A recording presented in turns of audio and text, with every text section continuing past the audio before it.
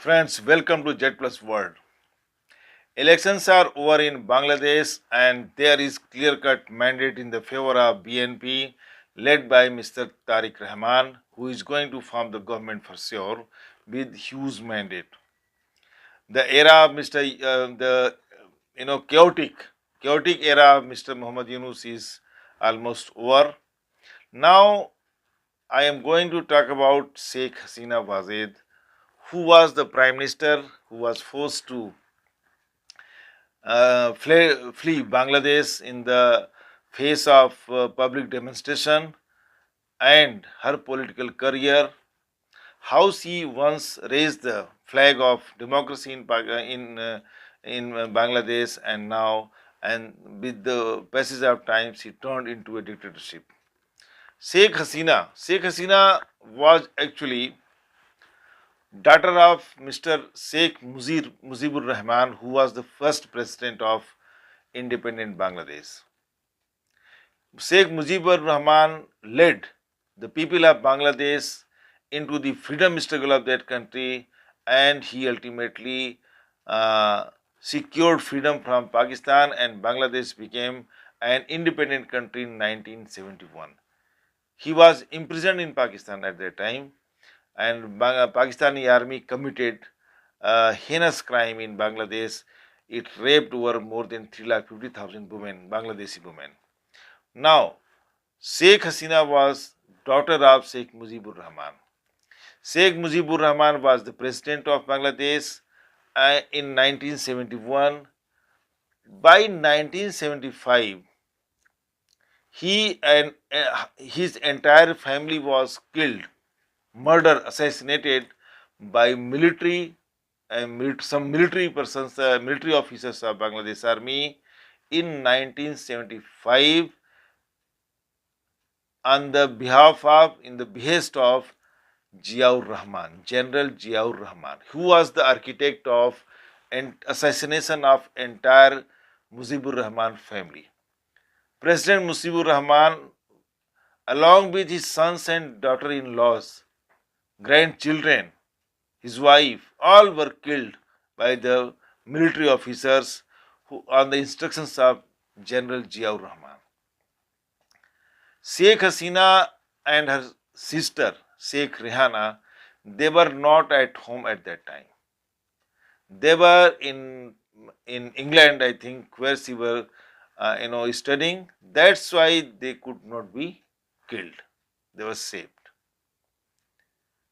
Entire family was wiped out, Rahman family, but because of being out of the house and out of country, they could not be, they survived this attack. Later, Sheikh Hasina, came to India, resided in India for many years. When in 1981, President Ziaur Rahman, the military dictator, he was also killed, assassinated in 1981. And then Mr. Muhammad Irsad became the president, again the military ruler, general. Sheikh Hasina went to Bangladesh in 1981 and organized political movement in the favor of restoring democracy. She fought, she raised the flag of democracy, and she united all other opposition parties. They held wide-scale street demonstrations to restore democracy in Bangladesh, and she became so popular and uniting force of the opposition leaders and hope of the people. Because of these demonstrations and the union of the people and different political parties, military dictator was brought under pressure and he was forced to abdicate in the favor of the caretaker government, and the fresh elections were held in 1991. In 1991 elections, BNP, this party which has won this election, at that time it was led by Khalida Zia, the wife of General Ziaur Rahman, who was assassinated in 1981. Khalida Zia won the election in 1991 and became Prime Minister of Bangladesh.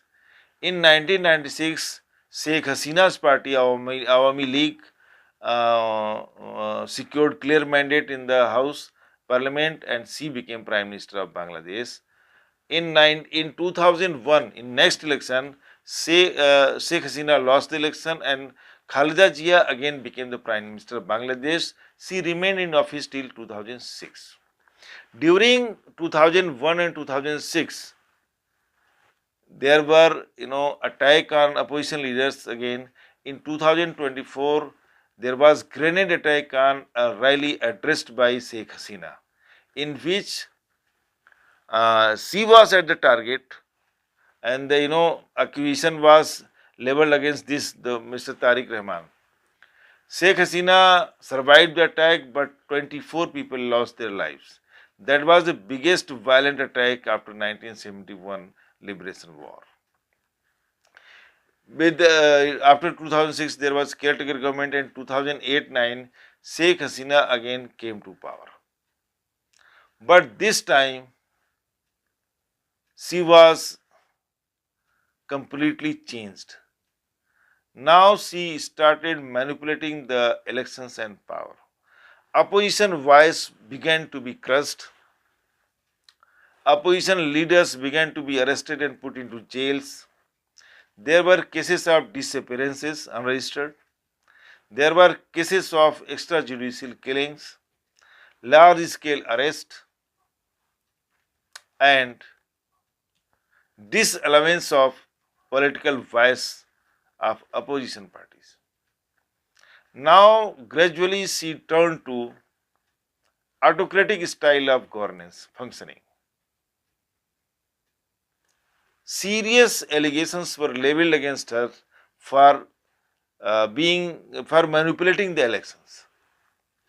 And in this process of being autocratic, she lost touch with the common people. In order to create a loyal section, strongly loyal section among the society, she made a law giving reservation to the children of war veterans of 1971. Those who had fought the freedom struggle, their children were given reservation for jobs, government jobs. And some reservation was already there, and now she increased the reservation. And this created a strong reaction among the other students. And instead of opening the channel of dialogue, Sheikh Hasina resorted to violence. This was the mistake. She could not understand the pulse of people, because she had become quite away from that. She was not in touch of the people. As she started manipulating the elections, she lost touch with the people, and she could not understand to what level the public discontent was there. She could not understand the depth of the public anger against her. The small movement of young students that started against reservation gradually swelled into a big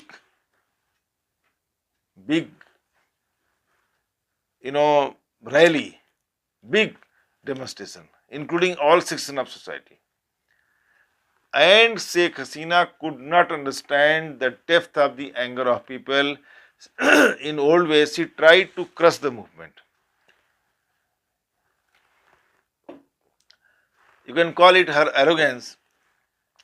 Instead of opening channels of dialogue with the people, she resorted to crush the movement by using violence, by using force.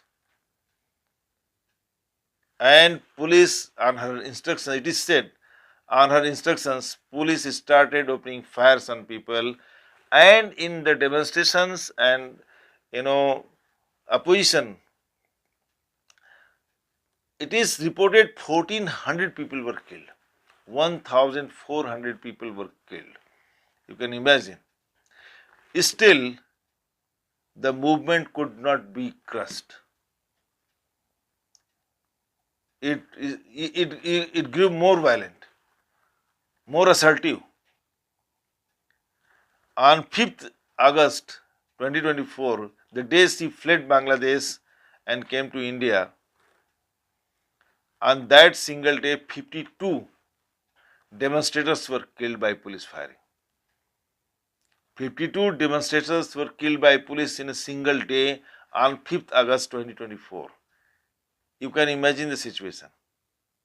The day she fled the country, her government official residence was completely ransacked.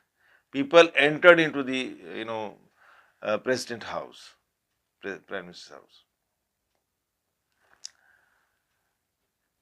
and with this, she had to flee the country of her birth.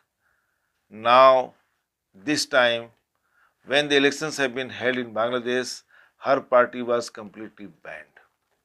In absentia,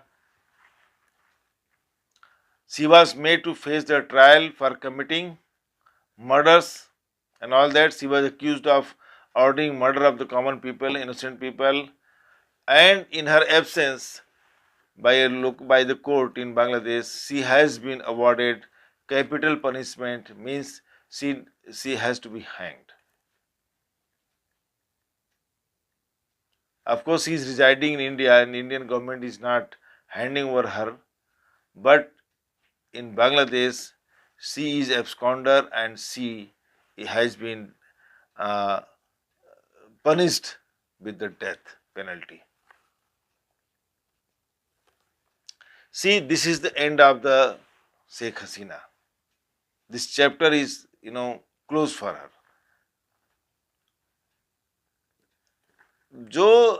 She was accused of this autocratic governance, but on economic front, she had made great achievements. Bangladesh per capita income increased threefold, folds, 3 or 4 folds, 3-4 times. Foreign reserves swelled satisfactorily, and export-oriented industries, cotton industries especially, ready-made garment industries, they performed quite well and new markets were opened for them by Sheikh Hasina government. She talked to many presidents and prime ministers of other countries and she actively worked to promote the export of Bangladeshi cotton goods, cotton cloths and all that, dress material, ready-made garments especially. She had great contribution in the sphere of economics, in increasing the per capita income of Bangladesh, developing infrastructure in the country. She made a successful treaty with India and distribution of the Ganga water. She also invested huge amount in bridges, but political dictatorship actually led to her decline in Bangladeshi politics. The person who once raised the flag of democracy, who fought for democracy, restoration of democracy, she waged a street fight to bring back democratic system in Bangladesh, and she hated dictatorship. She fought against dictatorship, but she herself turned to that. She herself became a dictator in the course of time. And as she started manipulating the elections and crushing the, you know, uh, uh, dissent of opposition, crushing the voice of the opposition, she lost touch with the common people. That was her biggest fault. In order to establish her governance, her model of governance, or in order to establish herself as unopposed, and her, tendency to cling to power, to remain in power, which resulted in in what can be called, she completely lost her connection and touch with the common people, and this ultimately led her the ouster of Bangladesh, the country she was born in, the country which she led for more than 20 years. She was the Prime Minister of Bangladesh for more than 20 years. and the country where the country she ruled for more than 20 years, she had to flee from there to save her life. She fled to India. She has, there are many achievements of her government. It can't be said that there was complete chaos during her rule, but she wanted to cling to power. She wanted to crush the opposition to remain in power. That was her fault, and ultimately her chapter has been closed in Bangladeshi politics. One era has ended. Meeting you in the next video. Please subscribe my channel. Thank you for watching. Thank you.